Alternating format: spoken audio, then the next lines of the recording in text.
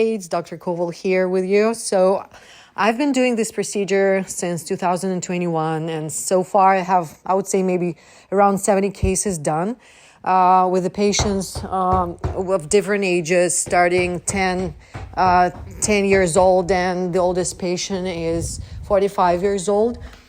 The procedure itself is not a complicated procedure. Usually takes around 30 minutes in total with explanation of all the instructions for the patient. Usually we start with teeth pumicing. So we clean the teeth, we try the appliance in the patient's mouth, and we do when we try the appliance in the patient's mouth, we usually do the anesthesia. The anesthesia is the numbing. And that includes the gel, and that includes the a little anesthesia for the palate. That requires the needle just to numb the soft tissues for the future tight insertion.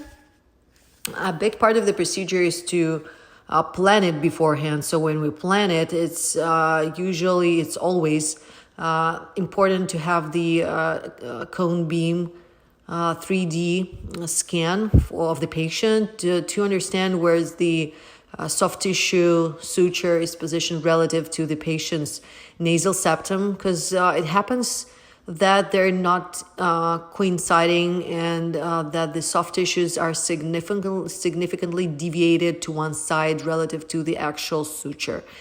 So this is when I start putting the screws, and the screws usually it's 4 screws that go in the palate. So this is the original design of the MSE, maxillary skeletal expander 2, and the screws are several. They come in several lengths. It's usually 9, 11, 13. It can be 15, and it could be 17 millimeters long. The diameter of the screw is 1.8 millimeters. The most usually used length is usually 11 and 13 millimeters. But so the main purpose of this procedure is to go through 2 cortical places, one on the roof of the mouth, and the other is the one lining the nasal cavity. So that's why it takes that 11 or 13 on whatever the length of the screw we might need. And the screw length also includes, so it takes into consideration the dimensions of the appliance itself, the thickness of the palatal bone, the distance between the actual appliance and the soft tissues. The procedure is usually, so here I'm just finalizing screw positioning, and it's where I tighten the screws. The end of the procedure, we usually take an X-ray to see if the screws have fully gone through 2 cortical planes, and if they're straight and if they're parallel to each other. And then we finish with activation of the appliance, meaning that we do several turns, and we usually guide the patient on how to do this. It's easier if the patient asks someone who can do it for them, but most of the times in patients who are adults, usually themselves who do the turns. As I guide my patients through the procedure, they have to do the turns themselves at home. Usually it's before the bedtime. It's the easiest time for them. The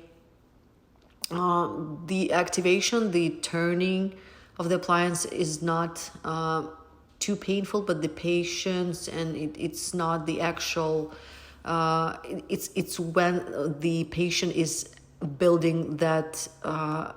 Is building the load, is building the force, building up the force within the suture. So at the several first turns, they are pretty loose, they're pretty easy.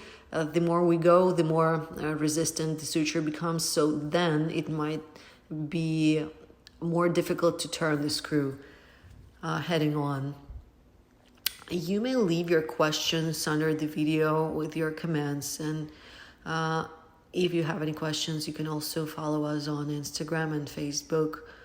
The Instagram account is DrKoval, Svetlana Koval, and that will be left under the video in the comments section.